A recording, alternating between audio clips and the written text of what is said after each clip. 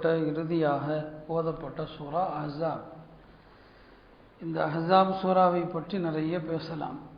இருந்தாலும் இன்றைய தினம் வரலாற்று சிறப்புமிக்க பத்ருடைய யுத்தம் நடந்த நாள் என்பதனாலே அதை பற்றி நினைவூட்டுவது ஒரு வழக்கத்தில் இருக்கிறது. ஆண்டுதோறும் பேசப்படுகிற விஷயம்தான்.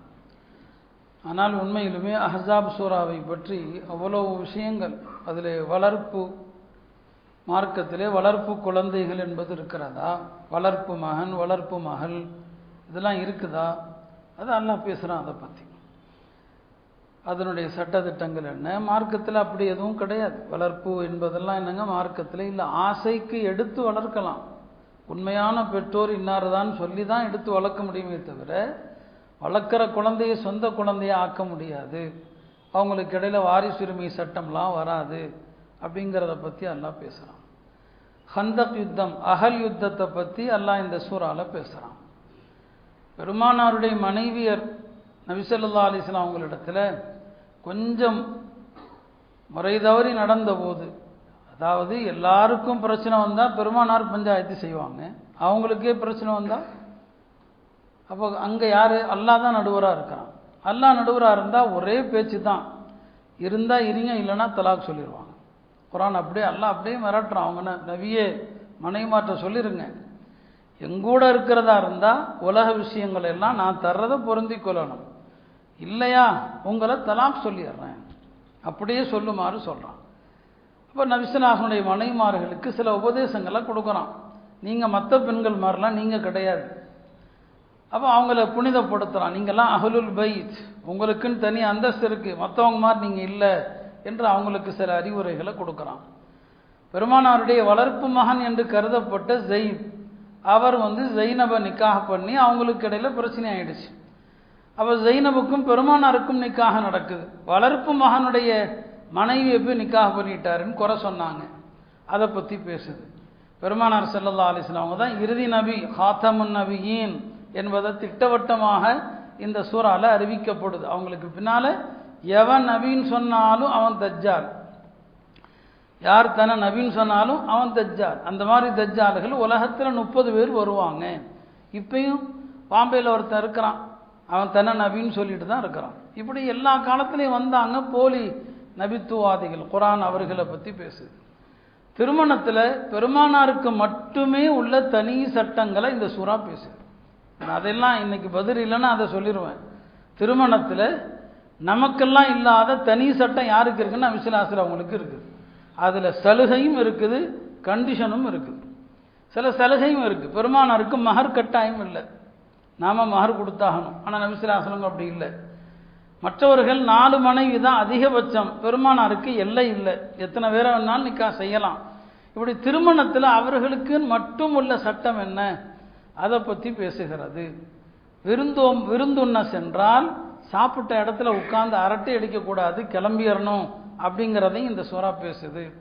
எல்லாவற்றுக்கும் முத்தாய்ப்பாக பெருமானார் ஸல்லல்லாஹு அலைஹி வஸல்லம் அவர்கள் மீது ஸலவாத்து சொல்வதை கடமையாக்கக்கூடிய திருவசனம் இந்த சூறால தான் இருக்குது.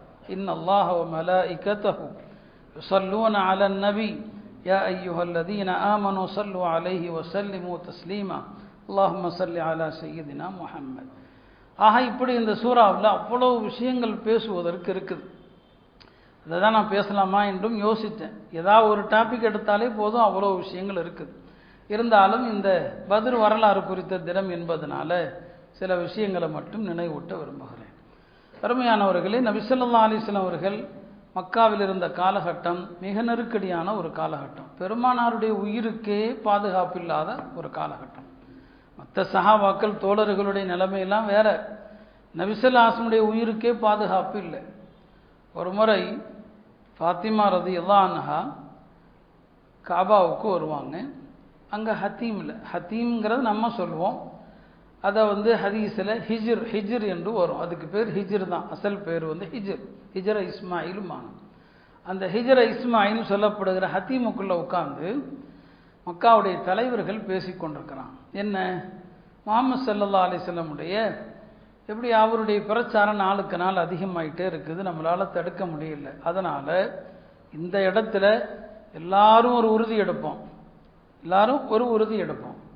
இங்கிருந்து கலைந்து போன பிறகு யார் முதல்ல முஹம்மது ஸல்லல்லாஹு அலைஹி வஸல்லம் பார்க்குறாரோ அவங்கள கொலை செஞ்சிடணும் அப்படின்னு பேசிக்கிறான். ஃபாத்திமா ரலியல்லாஹு அன்ஹா இதை கேட்டுட்டு பதறி போய் தன்னுடைய தந்தையிடம் வந்து சொல்கிறாங்க, இப்படி பேசிக்கிட்டாங்க, நான் ரொம்ப பயப்படுறேன்னு சொல்லி, ஒரு மகள் அல்லவா அவங்க, பயந்து வந்து சொல்கிறான். நபி ஸல்லல்லாஹு அலைஹி வஸல்லம் அவங்க எந்த பதட்டத்தையும் காட்டலை. மகளே ஒது செய்வதற்கு தண்ணி எடுத்துட்டு வான்னு சொன்னான். நபி ஸல்லல்லாஹு அலைஹி வஸல்லம் ஒது செஞ்சாங்க. ஒது செய்து விட்டு இந்த ஆளுகை எங்கே பேசிகிட்டு இருக்கிறாங்களோ நபி ஸல்லல்லாஹு அலைஹி வஸல்லம் கரெக்டாக அதே இடத்துக்கே வர்றாங்க, அங்கே வர்றாங்க. ஆனால் என்ன பேசுனாங்க, வந்தால் யார் கண்ணில் போடுறாங்களோ உடனே அவங்கள என்ன செஞ்சிடணும், கொலை செஞ்சிடணும்னு சொல்லி. ஆனால் நபி ஸல்லல்லாஹு அலைஹி வஸல்லம் அவங்கள பார்த்தபோது பெருமானாருடைய அச்சத்தை அவங்க உள்ளத்தில் போட்டுறான்.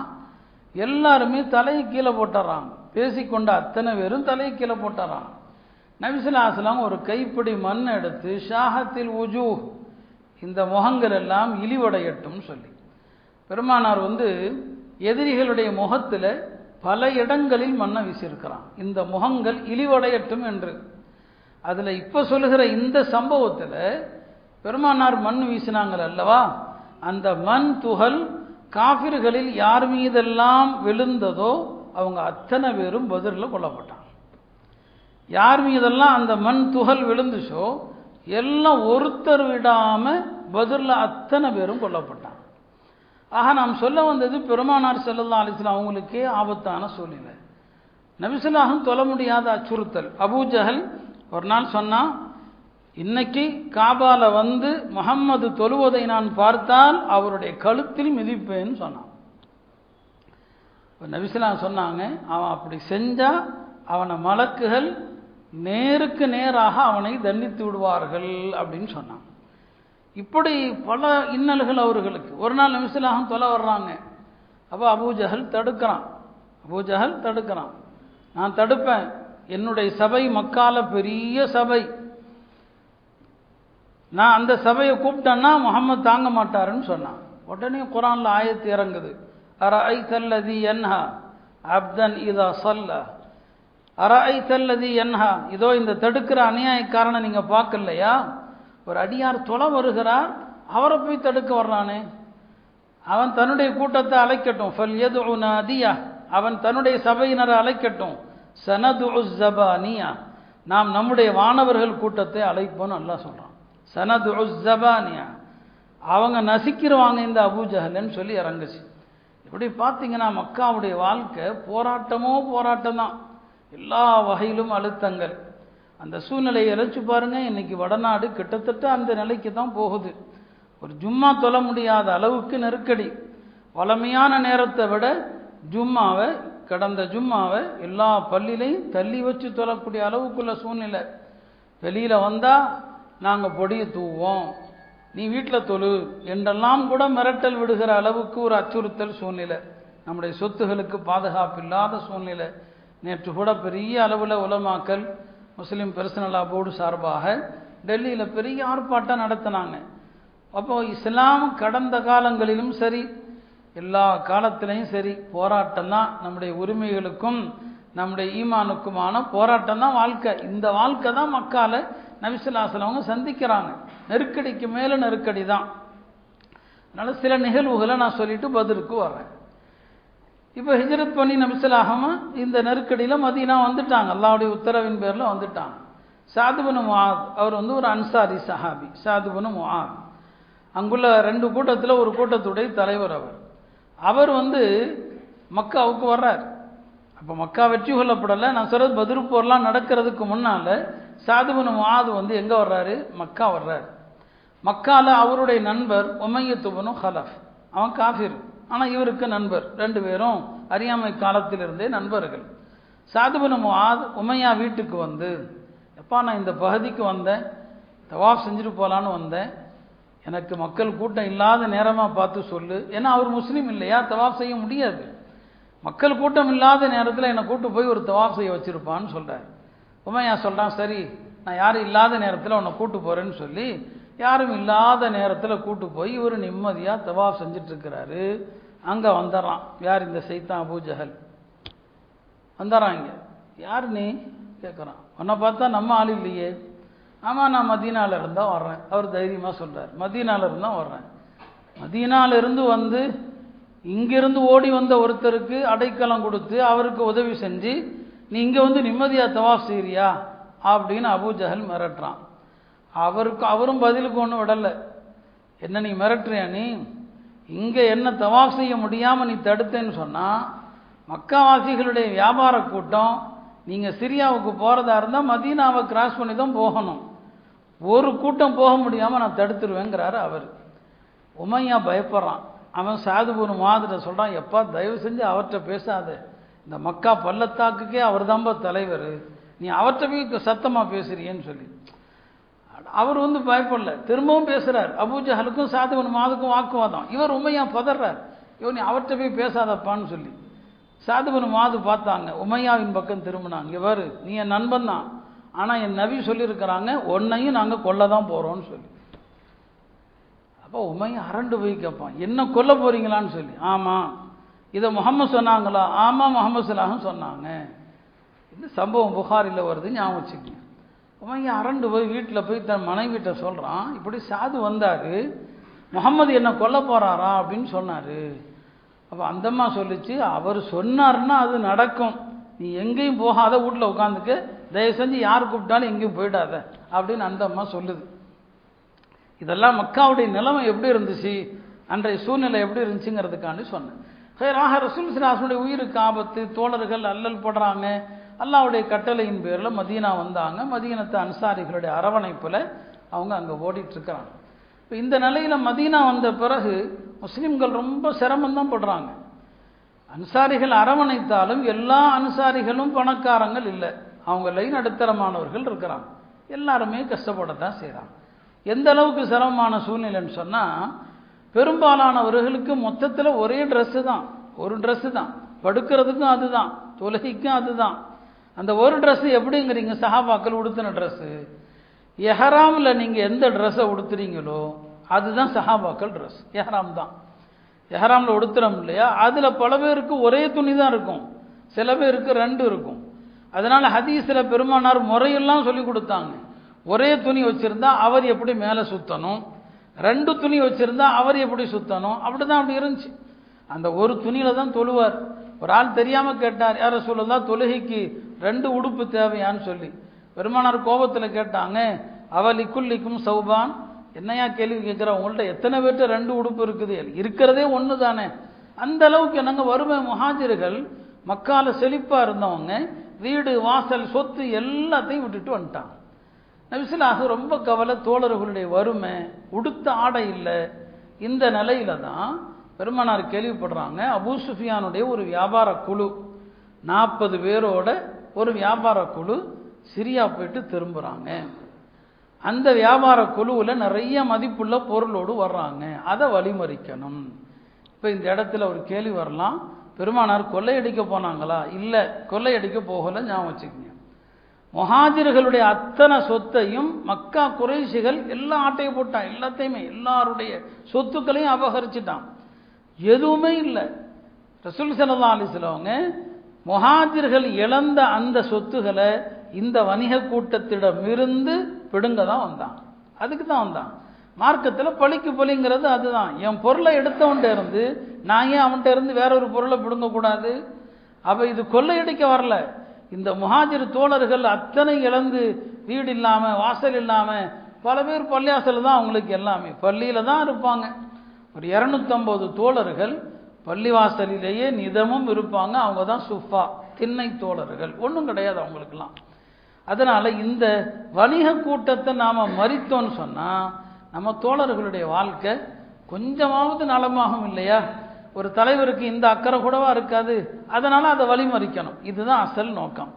அபு அய்யூபுல் அன்சாரி சொல்கிறாங்க, நபி ஸல்லல்லாஹு அலைஹி வஸல்லம் அவங்க தோழர்கள் எங்கள்கிட்ட சொன்னாங்க, இந்த மாதிரி ஒரு கூட்டம் வருது நான் கேள்விப்பட்டேன் அபூ சுஃபியானுடைய தலைமையில், அந்த கூட்டத்தை வழிமறித்தா நமக்கு செல்வங்கள் கிடைக்கும், அதனால் வழிமறிக்கலாம். பாருங்கள், யுத்த நோக்கமே இல்லை, வழிமறிக்கலாம் சொல்கிறாங்க. எல்லாரும் வரணும்னு தேவையில்லை. இந்த போரை பெருமானார் கட்டாயமாக்கல. தபூக் போருக்கு கிளம்புறது கட்டாயமாக்கினாங்க, எல்லாரும் வரணும். ஆனால் இந்த போருக்கு வரணும்னு சொல்லலை. யார்கிட்ட வாகன பிராணி இருக்குதோ, ஒட்டகமோ குதிரையோ இருக்குதோ, அவங்க மட்டும் வந்தால் போதும், அவங்க பின்னால் ஏறி வர்றவங்க வந்துக்குங்கன்னு சொல்லிட்டாங்க.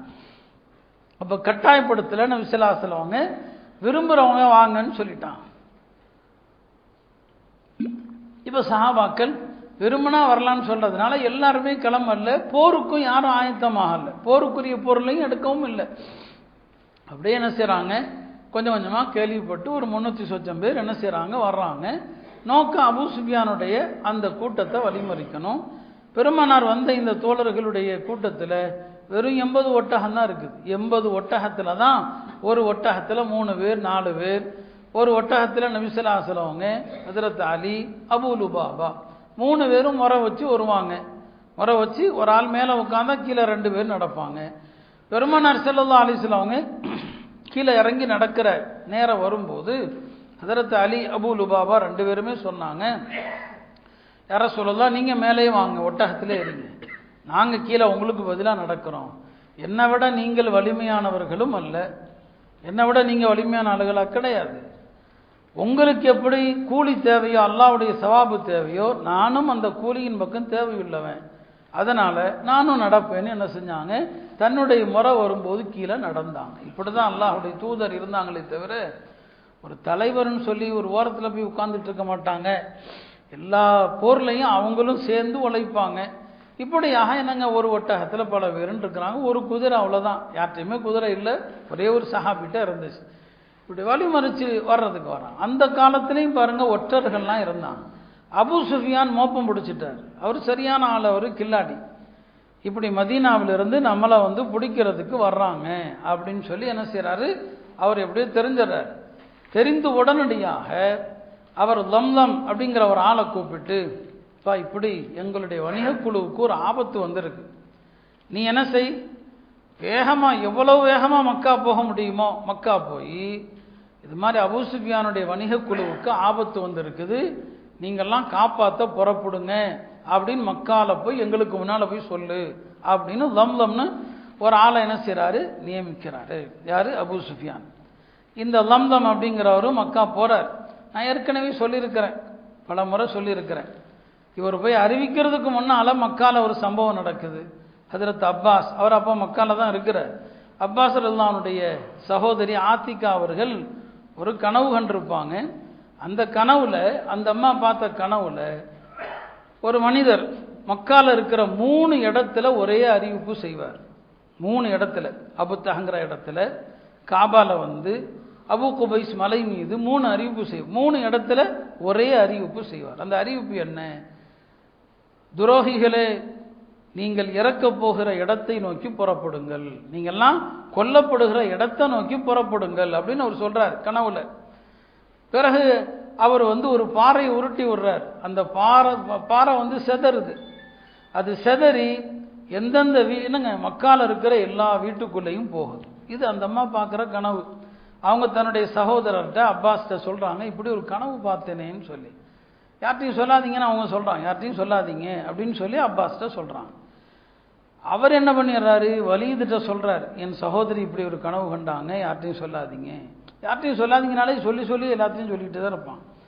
அவர் பேச பேச அது மக்கால எப்படியோ வந்துருச்சு, அந்த செய்தி மக்கா முழுக்க பரவிடுச்சு. சரிங்களா, இந்த லம்லம் வர்றதும் இந்த கனவும் பார்த்தீங்கன்னா அப்படியே தான் நடக்கும். அவங்க என்ன கனவுல கண்டாங்களோ அதான் நடக்கும். அதுக்கு தான் இதை சொல்கிறேன். உடனே அபூ ஜஹல் காபால வந்து உட்காந்து பேசிகிட்டு இருக்கும்போது அப்பாஸ் வருவாங்க. அப்பாஸை கூப்பிட்டு அபூ ஜஹல் கேட்பான், இந்த காபால நாங்கள் ஒரு வாசகத்தை எழுதி ஒட்டலான்னு நினைக்கிறோம்னு சொல்லி. அப்பாஸ் கேட்பாங்க, என்னப்பா எழுதி ஒட்ட போகிறீங்க? உலகத்திலேயே பொய்யர்களுடைய கூட்டம், ஆண்கள் பெண்கள் எல்லாருமே பொய் சொல்கிற ஒரு கூட்டம் இருக்குதுன்னா அது உங்கள் குடும்பம் பனு ஹாஷிம் தான். பனு ஹாஷிம் தான் ஆக பொய் சொல்கிற குடும்பம். நாங்கள் காபால எழுதி வைக்க போகிறோம். அவன் பேசுகிறதே ஒரு உணர்ச்சியை தூண்டுற மாதிரி தான் என்ன செய்வான், பேசுவோம். கோவப்படாதவனும் கோவம் வந்துடும். நீங்கள் தான் பெரிய பொய்யர் கூட்டம்னு சொல்லி. அப்பாஸ் கேட்குறாங்க, என்ன நாங்கள் அப்படி என்ன பொய் சொன்னோம்? ஆமாம், ஒரு சகோதரி ஒரு கனவு கொண்டுச்சாமே, எப்பா உங்களெலாம் ஆண்கள் தான் நபின்னு சொல்லுவாங்கன்னு பார்த்தா பொம்பளைங்களும் நபின்னு சொல்ல ஆரம்பிச்சிட்டாங்க அப்படின்னு சொன்னாங்க. அப்போ இது ஒரு பக்கம் என்னங்க நடக்குது.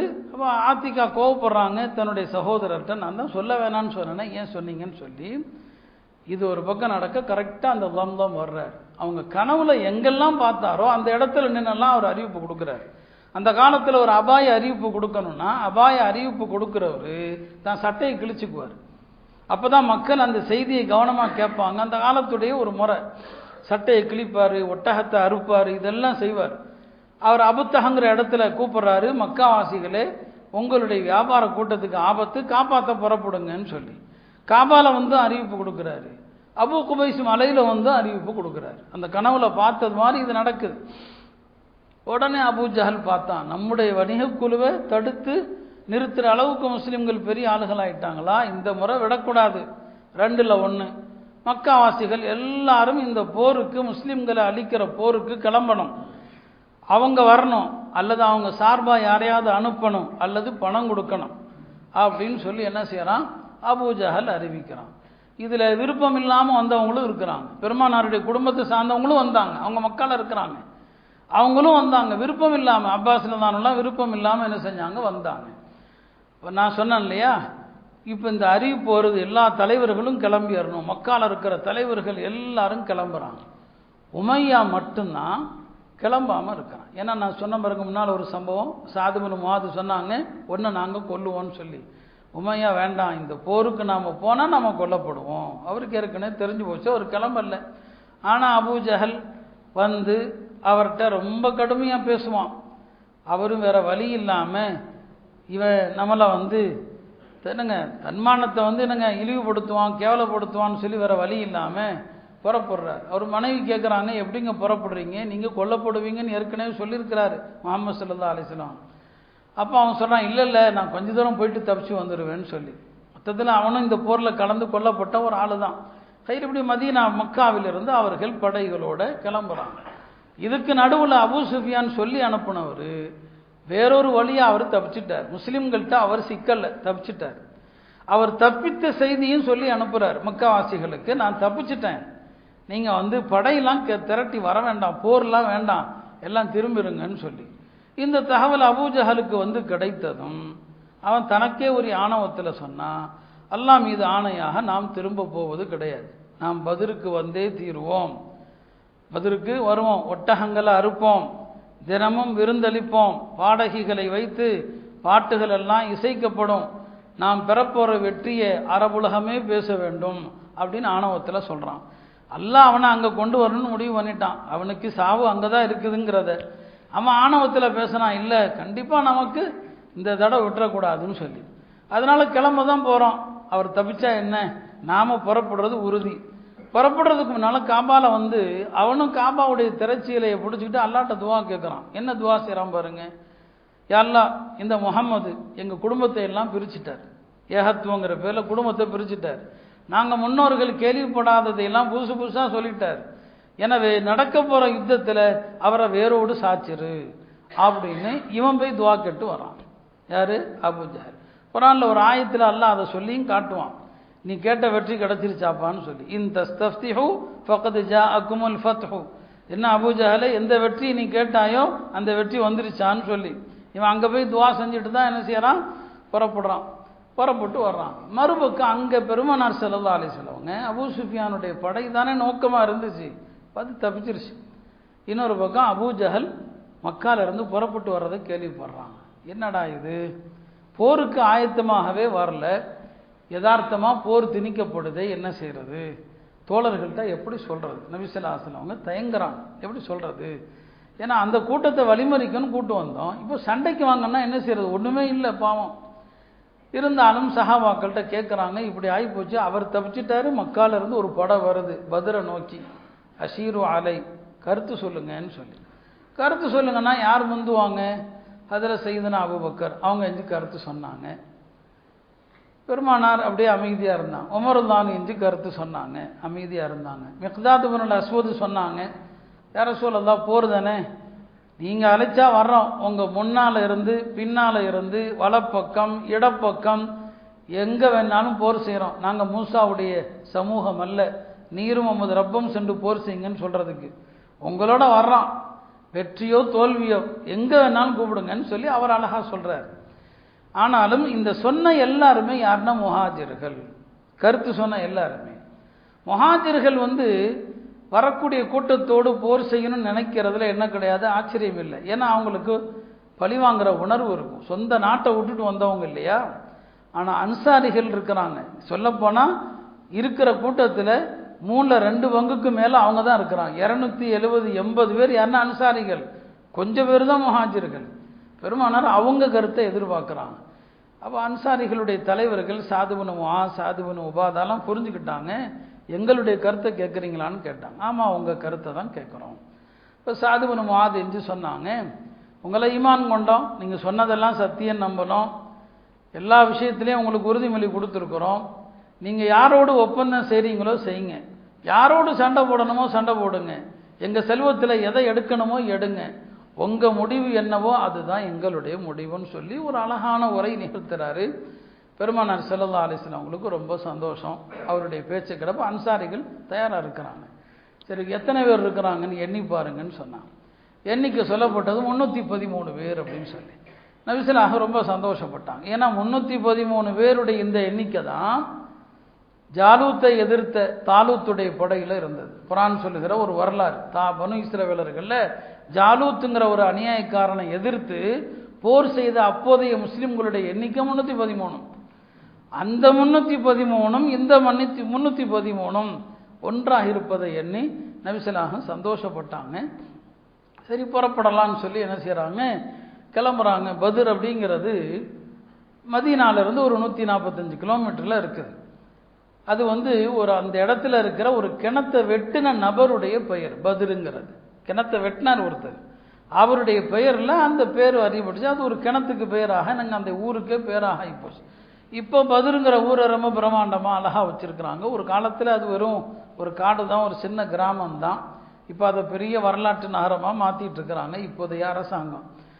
அங்கே நோக்கி என்ன செய்கிறாங்க, பெருமானார் ஸல்லல்லாஹு அலைஹி வஸல்லம் தன்னுடைய வீரர்களோடு என்ன செய்கிறாங்க, கிளம்புறாங்க. மறுபக்கம் அந்த பக்கம் என்னங்க அபூஜஹலுடைய அந்த கூட்டமும் என்ன செய்கிறது, வருது. இப்போ வழியில் நபி ஸல்லல்லாஹு அலைஹி வஸல்லம் அவங்களும் ஒற்றர்களை அனுப்புகிறாங்க. எத்தனை பேர் வர்றாங்க கரெக்டாக துல்லியமாக தெரியல. ஏன்னா போர்னாலே யுக்தி தானே, எதிரிகள் எவ்வளோ பேர் இருக்கிறாங்க எல்லாத்தையுமே தெரிஞ்சுக்கணும் இல்லையா. எத்தனை பேர் இருக்கிறாங்கன்னு தெரியல. ஒரு கிராமவாசி வர்றாரு, அவர்கிட்ட கேட்குறாங்க, அந்த பக்கம் யாரையாவது பார்த்தீங்களான்னு சொல்லி. ஆமாம், அங்கேருந்து ஒரு குறைஷிகளுடைய கூட்டம் இருக்குது. எவ்வளோ பேர் இருக்கிறாங்க? இல்லை, எனக்கு எண்ணிக்கைலாம் தெரியல. ஒட்டகம் இருக்கிறாங்களான்னு சொல்லி கேட்டாங்க. ஆமாம், ஒரு நாளைக்கு எத்தனை ஒட்டகம் இருக்கிறாங்க? 10 ஒட்டகம் இருக்கிறாங்க. அப்போ சொன்னாங்க நபி ஸல்லல்லாஹு அலைஹி வஸல்லம், இவங்க 1000 பேர் இருப்பாங்க. 1000 பேர் என்னங்க இருப்பாங்க, 1000 பேரோடு என்ன செஞ்சுருக்கிறாங்க, வந்திருக்கிறாங்கன்னு சொல்கிறாங்க. ஹைரப்பா அவங்களுடைய எண்ணிக்கையெல்லாம் தெரிஞ்சுக்கிட்டாங்க. முஸ்லீம்களுடைய படைகள் ஒரு பக்கம், எதிரிகளுடைய படைகள் மறுபக்கம். அல்லாஹ் முஸ்லீம்களுக்கு ஒரு மன வலிமைக்காக 2 நியமத்தை கொடுக்குறான். ஒன்று மழை, அவங்க தங்கியிருந்த இடத்துல தண்ணி இல்லை, அல்லாஹ் மலையை இறக்குறான். அந்த இரவு, போர் நடக்கிற இரவு மலை இறக்குறான். அது முஸ்லீம்களுக்கு ரொம்ப சந்தோஷமாக இருந்துச்சு. 2வது அல்லாஹ் அவங்களுக்கு ஒரு அழகான தூக்கத்தை கொடுத்தான். சொல்லுவாங்க, போர்க்களத்தில் உறக்கம் அல்லாஹ்வுடைய புறத்திலிருந்து வருகிற நிம்மதி, தொழுகையில் உறக்கம் ஷைத்தானுடைய புறத்திலிருந்து வருவது. போரில் தூக்கம் வந்தால் அல்லாஹ்வுடைய புறத்திலிருந்து வர்றது, தொழுகையில் தூக்கம் வந்தால் ஷைத்தானுடைய புறத்திலிருந்து வர்றது. அப்போ தொழுகையில் தூக்கங்கிறது ஷைத்தான் வேலை. தொழுகையில் தூங்கக்கூடாது. யுத்த காலத்தில் தூக்கம் வரலாம், நிம்மதியாக அந்த நேரத்துலையும் தூங்குறாங்க. இது இல்லைங்க, போரை பற்றிய பயம் இல்லை, அச்சம் இல்லாமல் என்ன செய்கிறாங்க, தூங்குறாங்க. எல்லாரும் தூங்குறாங்க. நபி ஸல்லல்லாஹு அலைஹி வஸல்லம் மட்டும்தான் ஒரு மரத்துக்கு கீழே ஒரு சின்ன கூடாரத்தில் அல்லாஹ்ட்ட இறஞ்சுறாங்க. ரொம்ப ரொம்ப கெஞ்சுறாங்க. அந்த கெஞ்சுதல்ல ஹஜ்ரத் அலி சொல்லுவாங்க, யா ஹய்யு யா கையூம் அப்படிங்கிறத தான் நபி ஸல்லல்லாஹு அலைஹி வஸல்லம் சொல்லிக்கிட்டே இருந்தாங்க. யா ஹய்யு யா கையூம். அதில் அவங்க அல்லாஹ்ட்ட சொன்னாங்க, யா அல்லாஹ், எனக்கு நீ வாக்குறுதி கொடுத்துருக்கிற, ஒன்று அபூ சுஃபியானுடைய படையை நீ எனக்கு வெற்றியாக்கி தருவாய், அல்லது இந்த படை, அந்த வாக்குறுதியை நீ நிறைவேற்று. இந்த கூட்டம் தோத்தா இந்த பூமியில் ஒன்றை வணங்குறதுக்கு ஆள் இல்லை அப்படின்னு சொல்லிட்டு இருந்தான். காலை நேரம் அவங்களுடைய துவா செஞ்சு செஞ்சு மேலே உள்ள துண்டெல்லாம் கீழே விழுந்துருச்சு. ஹஜ்ரத் அபூபக்கர் சொன்னாங்க, நபி ஸல்லல்லாஹு அலைஹி வஸல்லம் அவங்கள்ட்ட, யா ரசூலல்லாஹ், நீங்கள் அல்லாஹ்விடம் அதிகமாகவே மன்றாடி விட்டீர்கள், போதும், கொஞ்ச நேரம் ஓய்விடுங்க. அப்படி சொல்லும்போது ஜிப்ரீல் வந்தாங்க. ஜிப்ரீல் அலைஹிஸ்ஸலாம் பெருமானாருக்கு வெற்றியை கொண்டு சுப செய்தி சொன்னாங்க. அந்த சுப செய்தியை கேட்டுவிட்டு நபி ஸல்லல்லாஹு அலைஹி வஸல்லம் அவங்க இந்த ஆயத்தை ஓதிக்கொண்டே எழுந்தார்கள். சயுஹ்ஸமுல் ஜம்உ வ யுவல்லூன துபுர். இந்த படை தோற்கடிக்கப்படும், இந்த படை புறமுதுகிட்டு ஓடுவார்கள் என்று சொல்லிவிட்டு காலையில் சொன்னாங்க, அவங்க போர் நடக்கிற இடத்துக்கு வர்றதுக்கு முன்னால் சொன்னாங்க, இந்த இடத்துல அபூஜஹல் கொல்லப்படுவான், இங்கே உமையா கொல்லப்படுவான், இங்கே உத்பா கொல்லப்படுவான், இங்கே ஷைபா கொல்லப்படுவான் என்று எல்லாத்திலையும் சொல்லிட்டாங்க. அல்லாஹ் வானவர்களையும் இறக்குறான். வானவர்கள் எல்லா போர்லையும் வருவாங்க, ஆனால் போர் செஞ்சது பத்ரில் மட்டும்தான். வானவர்கள் போரே செஞ்சாங்க பத்ரில். 1-2 நிகழ்ச்சிகளை நான் அதை பற்றி சொல்கிறேன். போரே செஞ்சாங்க. இப்போ காலையில் போர் ஆரம்பிக்கிற நேரம் நபி ஸல்லல்லாஹு அலைஹி வஸல்லம் வழிகாட்டுறாங்க எப்படி அம்பரியணும். அதெல்லாம் ரொம்ப நுணுக்கமானது. அவங்க சொன்ன ஒவ்வொரு விஷயமும் அம்பரிகிறது எப்போனா அம்புகளை வீணாக்கிடக்கூடாது. அதனால் எப்படி அம்பரியணும், எந்த நேரத்தில் எரியணும், தூரத்திலிருந்து எரிஞ்சு வீணாக்கிடாதீங்க, எதிரிகள் பக்கத்தில் வரும்போது எரிங்க என்றெல்லாம் அந்த தோழர்களுக்கு என்ன செய்கிறாங்க, வழிகாட்டுறாங்க. 2 அணியினரும் நிற்கிறாங்க, ரெடியாக நிற்கிறாங்க. அந்த காலத்தில் முதல்ல தனித்தனியாக மோதுவாங்க. நபி ஸல்லல்லாஹு அலைஹி வஸல்லம் அவங்க அன்சாரிகளில் தான் சில பேர் அனுப்ப தயாரானாங்க. எதிரிகள் சொன்னாங்க, வேண்டாம் எங்களுடைய சிச்சா மக்கள் அவங்களே அனுப்புங்க, அவங்கள தான் நாங்கள் பார்க்க விரும்புகிறோம். இப்போ நபி ஸல்லல்லாஹு அலைஹி வஸல்லம் தன் குடும்பத்திலிருந்தே 3 பேர்த்தை எஞ்சிக்க சொல்லுவோம். ஏன்னா இவங்களும் அவங்களும் தான் உறவினர்கள். அலியை எஞ்சிங்க, ஹம்சா உபைதா 3 பேரும் பனு ஹாஷிமில் உள்ளவங்க, போய் மோதுங்கன்னு சொல்லி ஹதரத் அலி ஹம்சா உத்துபாவோடு மோதுவாங்க, அலி ஷைபாவோடு மோதுவாங்க, உபைதா வலீதோடு மோதுவாங்க. முதல் 2 பேரும் துவங்கி ஆரம்பத்திலே வீழ்த்திடுவாங்க. ஹதரத் அலி உத்பா ஷைபாவை, ஹம்சா உத்பா வீழ்த்திடுவாங்க. உபைதாவுக்கும் வலீதுக்கும் போராட்டம் கடுமையாக இருக்கும். இவங்க 2 பேரும் போய் வலீதையும் கொண்டுருவாங்க.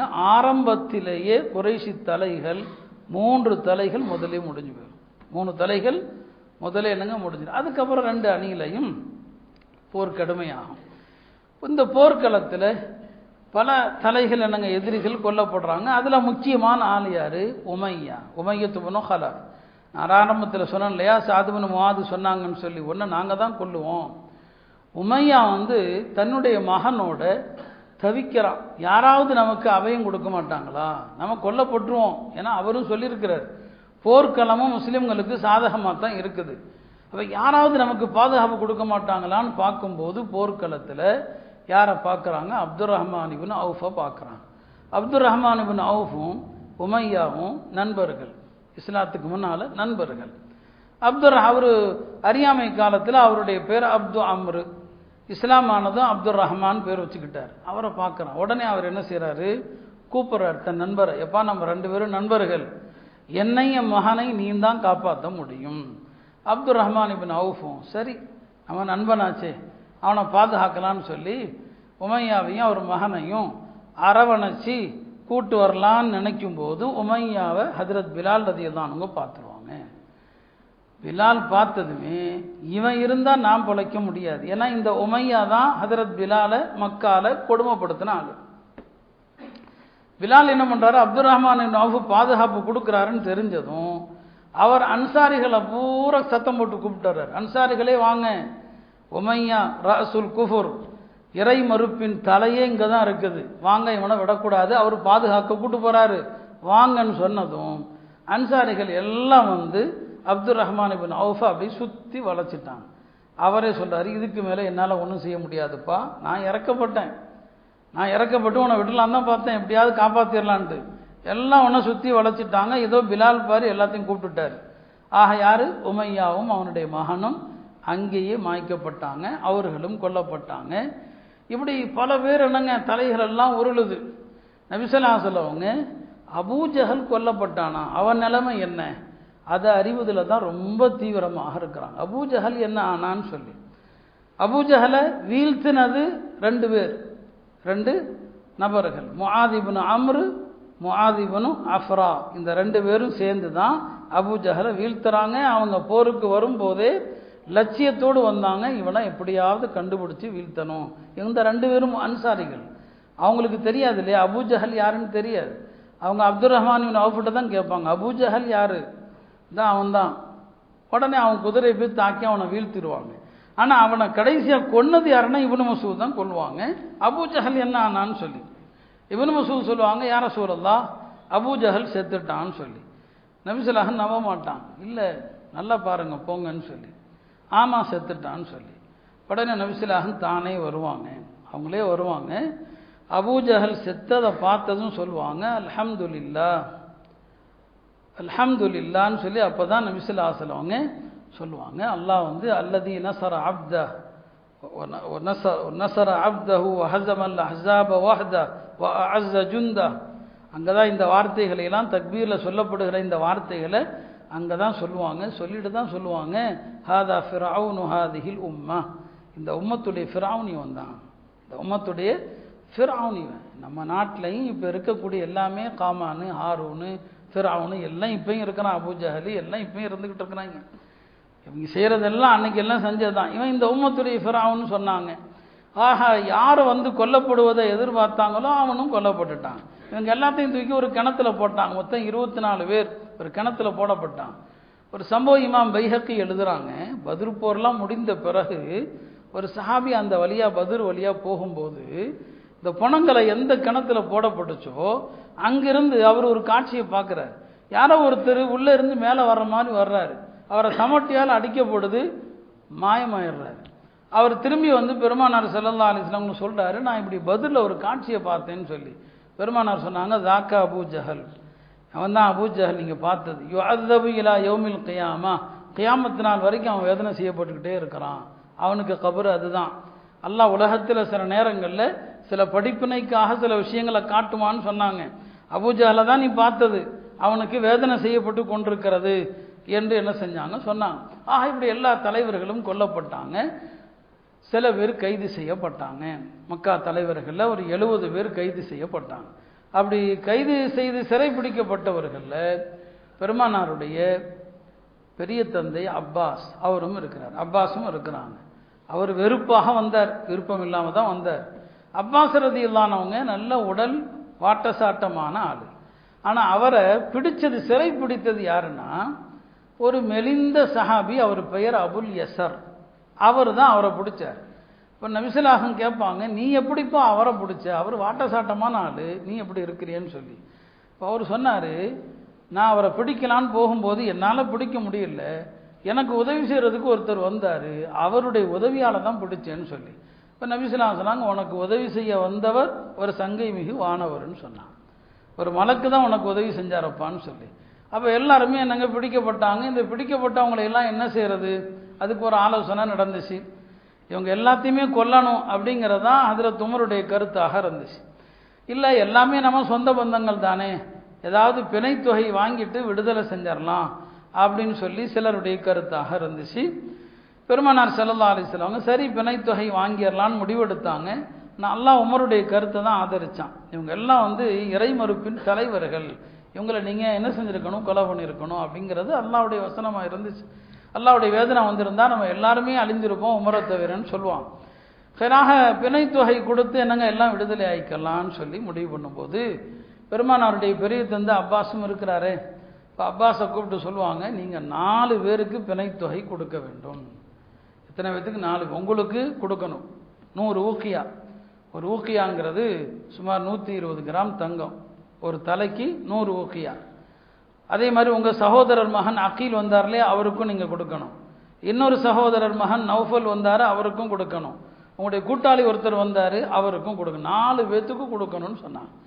இப்போ அப்பா சொன்னாங்க, ஏண்டா என்ன இருக்குது, 400 ஊக்கியாவுக்கு நான் எங்கே போவேன், 400 ஊக்கியா கணக்கு போடுங்க, எவ்வளோ இன்றைய மதிப்பில் எவ்வளோ பவுன் வரும் கணக்கே போட முடியாது, ஏண்டா ஒன்றுமே இல்லையேன்னு சொல்லி. பெருமானார் சொன்னாங்க, ஏன் ஒன்றுமே இல்லை, நீங்கள் போருக்கு வரும்போது உங்கள் மனைவி உம்முல் ஃபதுல் இடத்துல தங்கத்தை கொடுத்து, ஒருவேளை நான் போரில் கொல்லப்பட்டால் இன்னும் நான் மகனுக்கு இவ்வளோலாம் கூடுன்னு சொல்லி ஒரு இடத்துல வச்சுட்டு வந்தீங்களே, அந்த தங்கம் எங்கன்னு கேட்டான். போருக்கு வர்றதுக்கு முன்னால் மனைவிட்ட கொடுத்துட்டு தானே வந்தீங்க தங்கத்தை எல்லாம், அந்த தங்கம் எங்கே போச்சுன்னு கேட்டாங்க. அவர் அரண்டு போயிட்டார். சொன்னார், நான் ஏற்கனவே முஸ்லீம் தான், இப்போ உறுதியாக நம்புகிறேன் நீங்கள் அல்லாஹ்வுடைய தூதர் தான். ஏன்னா அது அவருடைய மனைவிக்கும் அவருக்கும் மத்தியில் ரகசியமாக நடந்தது. அவர் மக்காலிருந்து புறப்படும் போது சொன்னது, அது வேற யாருக்குமே தெரியாது. அந்த இடத்துல அவங்க என்ன செய்கிறாங்க, முழுதாக என்னங்க முஸ்லீம் ஆகிறாங்க. ஆனால் பிணைத்தொகை கொடுத்து தான் விடுதலை ஆகணுங்கிறது கட்டாயமாக இருந்துச்சு. இது மாதிரி இன்னொரு சம்பவம் நடந்துச்சு. அதாவது எதிரிகள் சிலர் பெருமானாருடைய இந்த மறைமுக செய்தியை சொன்னதை வச்சு என்ன செஞ்சாங்க, முஸ்லீம் ஆனாங்க. பத்ர் முடிந்து எல்லாம் வந்துட்டாங்க. மக்காவே சோகமயமாக இருக்குது, ரொம்ப சோகத்தில் இருக்குது. அப்போ மக்கால காபால யார் உட்கார்ந்துருக்கிறாரு? ஹத்தீமில் வந்து சஃப்வான் இப்னு உமையா உட்கார்ந்துருக்கிறார், கவலையோடு உட்கார்ந்துருக்கிறார். அங்கே ஒருத்தர் வர்றாரு, உமைர் இப்னு வஹப் வர்றாரு. இப்போ உமைர் சொல்கிறாரு சஃப்வானை பார்த்து, சஃப்வானும் கவலையில் தான் இருக்கிறாரு, இவ்வளோ பெரிய தோல்வியை சந்திச்சிட்டோமே, மக்காவுடைய தலைகள் எல்லாமே கொல்லப்பட்டுட்டாங்களேன்னு சொல்லி. உமைர் சொல்கிறாரு, எனக்கு இப்போ இருக்கிற கோபத்திற்கு நேராக மதீனா போய் நான் முகம்மதை கொல்லணும்னு நினைக்கிறேன். ஆனால் எனக்கு கொஞ்சம் கடன் இருக்குது, அந்த கடன் இல்லைன்னா என் மகன் கைதியாக இருக்கிறான், அந்த கைதியை போய் எப்படியாவது கூட்டு வர்ற மாதிரி போய் நான் அவரை கொன்றுவேன், அவ்வளோ கோபத்தில் நான் இருக்கேன்னு சொல்லி. சஃப்வான் பார்த்தாரு, அவர் பெரிய பணக்காரர், பின்னால் முஸ்லீம் ஆகிட்டார். அவர் சொன்னார், நீ தான் எனக்கு வேணும்ப்பா, உன் கடனை அடைக்கிறது என் பொறுப்பு, நீ முகம்மதை போய் கொல்லுன்னு சொல்லி 2 பேரும் சேர்ந்து ஒரு வாழை, அந்த வாழை வந்து என்ன செய்வாங்கன்னா விஷம் தோய்த்து தயாரித்து, நான் விஷம் துவைச்ச வாழை கொண்டு தாக்குனா தாக்கப்பட்டவர் உடனே மூத்தா போயிடுவார், போய் அவளை போய் கொண்டுட்டு வா, நான் எல்லாத்துக்கும் பொறுப்பெடுத்துக்கிறேன்னு சொல்லி அனுப்புகிறார். உமைர் இப்னு வஹப் சரிங்களா, மதீனா வர்றாரு, வாளோடு வர்றாரு. ஹஜ்ரத் உமர் பார்க்குறாங்க, இவன் என்ன வாளோடு வர்றான் எதிரின்னு சொல்லி போய் கேட்குறான். இல்லை நான் வந்து பாதுகாப்புக்கு தான் வாழை கொண்டு வந்தேன், சண்டைக்கெலாம் வரல, என் மகனை மீட்ட தான் வந்தேன். நபிஸலாம் சொல்கிறாங்க, அவரை விடுங்கப்பா, என்ற அனுப்புங்கன்னு சொல்லி. பெருமானாரிடம் வந்ததுமே நபிஸலாக அவன்கிட்ட கேட்பாங்க, அவன்கிட்ட அந்த உமையிட்ட கேட்பாங்க, சஃப்வான் இப்னு உமையா உன்னை என்ன கண்டிஷனோடப்பா அனுப்புனாருன்னு கேட்பான். இவர் அரண்டு போயிடுவார். சஃப்வான் இப்னு உமையாவோட பேசினது மக்கால ஹத்தீம் இல்லை. அப்போ நபிஸலாம் சொல்லுவாங்க, என்னை கொல்றதுக்கு தானே இந்த வாலில் விஷத்தை தேய்ச்சி அனுப்புனாரு, உன் கடனை எல்லாம் அவர் பொறுப்பெடுத்துக்க போகிறார் அதானே அப்படின்னு சொன்னதும் உடனே அவர் முஸ்லீம் ஆயிரும். உமைர் இப்னு வஹப் அந்த இடத்துல முஸ்லீம் ஆயிரும். யா ரசூலல்லாஹ், இதுக்கு முன்னால் இந்த துனியாவில் உங்களை விட வெறுப்பான யாரும் எனக்கு இல்லை, நீங்கள் அல்லாஹ்வுடைய தூதர் என்று நம்புகிறேன் என்று சொல்லி அவரும் இஸ்லாத்தை தழுவினார். ஹைராக அல்லாஹ்வுடைய உதவியோட முஸ்லீம்கள் எதிர்பாராத விதமாக சந்தித்த ஒரு போர், அல்லாஹ் ஒரு பெரிய வெற்றியை கொடுத்தான். ஹிஜ்ரி 2ஆம் ஆண்டு முஸ்லீம்களுக்கு நிறைய சட்டங்கள் வந்த ஆண்டு. 2ஆம் ஆண்டு தான் ஜக்காத்து கடமையாச்சு, 2ஆம் ஆண்டு தான் சதகத்துல் ஃபித்ர் கடமையாச்சு, 2ஆம் ஆண்டு தான் ரமலான் நோன்பு கடமையாச்சு. இப்படி 2ஆம் ஆண்டில் வரலாற்று நிகழ்வுகள் நிறைய நடந்துச்சு. அதில் இந்த மகத்தான வெற்றி பத்ர் வெற்றி. அதை தொடர்ந்து முதல் ஈது பெருநாள், அந்த ஈது முஸ்லிம்களுக்கு ஒரு மகிழ்ச்சியான ஈதாக இருந்தது. முஸ்லிம்களில் 14 பேர் கொல்லப்பட்டாங்க, அன்சாரிகளில் 8 பேர், மீதி உள்ளவங்க முஹாஜிர்கள். ஆக இந்த போரில் அல்லாஹ் வந்து முஸ்லிம்களுக்கு ஒரு மகத்தான வெற்றியை கொடுத்து எதிரிகளுக்கு உள்ளத்தில் ஒரு பயத்தை ஏற்படுத்தினா, அதனால அல்லாஹ் அதற்கு யௌமுல் ஃபுர்கான் என்று சொல்கிறான். நமக்கு இதில் என்ன படிப்பினை? இஸ்லாம் என்பது எல்லா காலத்திலையும் சோதனைகளோடு நிறைந்த ஒன்று தான். முஸ்லிம்கள் வந்து மகிழ்ச்சியாக நிம்மதியாக இருந்த காலங்களும் உண்டு, ஆனால் பெரும்பாலும் போராட்டங்கள் தான் அவங்களுடைய வாழ்க்கையே. அதுதான் இந்த புனிதமிகு ரமதான்லேயே முஸ்லிம்கள் ஏராளமான போரை சந்திச்சிருக்கிறாங்க. சலாஹுத்தீன் அய்யூபுடைய காலத்தில் பைத்துல் மக்திஸ் மீட்டப்பட்டது இந்த ரமதானுடைய மாதத்தில் தான், ஹுத்தீன் போரில் தான் அது மீட்கப்படுது. அப்படி ஒரு போராட்ட வாழ்க்கை தான் இது. இன்றைக்கி நாம் சந்திக்கிறது எதுவுமே ஒரு புதிதல்ல, எல்லா காலத்திலையும் நடந்தது தான். அல்லாஹ்வுடைய வாக்குறுதி என்ன? நாம் உண்மை முஸ்லிம்களாக இருந்து பாவ மன்னிப்பு தேடக்கூடியவர்களாக இருந்தால் அல்லாஹ் நம்மளை தண்டிக்க மாட்டான். அதுதான் அல்லாஹ்வுடைய வாக்குறுதி. எனவே நாமும் இந்த இந்தியாவுடைய சூழ்நிலையை வென்றெடுக்கணும்னு சொன்னால் அந்த தோழர்கள்ட்ட என்ன உறுதி இருந்துச்சோ அதே உறுதியும் ஈமானும் தௌபாவும் நம்மிடத்தில் இருந்தால் அல்லாஹும் உதவி செய்வான். எனவே அபூ ஜஹல்கள் எல்லா காலத்திலையும் இருப்பாங்க, ஃபிரௌன் ஹாமான் காரூன் எல்லா காலத்திலையும் இருப்பாங்க. நேற்று ஓதி ஒரு வசனத்தில் அல்லாஹ் சொல்லுவான், ஃபிரௌன வ ஹாமான வ காரூன், எல்லாத்தையும் அழித்தோம், ஒருத்தனை கூட விட்டு வைக்கலன்னு அல்லாஹ் சொல்கிறான். ஏன்னா இந்த மாதிரி சர்வாதிகாரிகளுக்கு அல்லாஹ் உடனே தண்டனை கொடுக்க மாட்டான். அவங்களுக்கு அல்லாஹ் காலத்தை வச்சிருக்கிறான், அவன் ஒரு காலண்டர் வச்சிருக்கிறான். அந்த நேரம் வரும்போது தான் இவர்களுக்கு தண்டனை வரும். நாம் அவசரப்படுற மாதிரி உடனே தண்டனை வராது. எல்லாம் அல்லாஹ் சத்திய சஹாபாக்களுடைய வரலாறுகளை படித்து நம்முடைய ஈமானை புதுப்பித்து அவர்களைப் போல உண்மையான மோமின்களாக வாழ அல்லாஹ் நமக்கும்